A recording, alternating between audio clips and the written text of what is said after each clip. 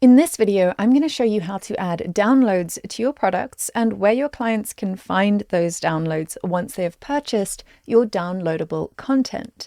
So let's go ahead and navigate over to our products by clicking on products over here on the left-hand side. Now I am going to continue working on the same product. So let's imagine that now our dog bed is actually just a piece of downloadable content. It's a digital product that I am selling. So I'm going to click on my dog bed.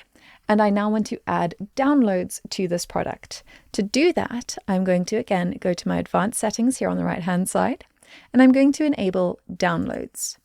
And then I'm going to scroll down to my download settings over here, and I'm going to upload the downloads that I want my users to have access to once they purchase this product. So to do that, I'm just going to click here, and I'm simply going to upload the images that I uploaded to my image gallery.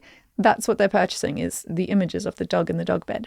So I'm just going to upload that, and that's adding that download to my product. I can also add multiple downloads to this product. So that's what we can do. Instead of just one downloadable thing, you can add multiple downloads.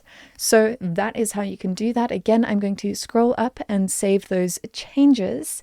And now if someone goes and purchases this product, where they are going to find their downloads, that's what I'm going to show you quickly.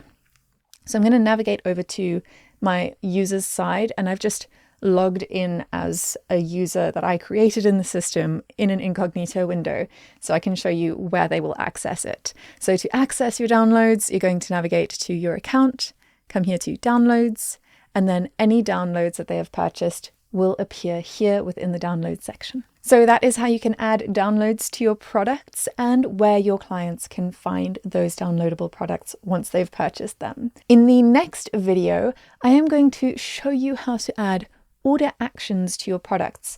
So triggering things to happen within the system once someone purchases that product. So things like enrolling them in programs, granting them specific access, and things like that. So that's what we're going to be doing in the next video. I'll see you there.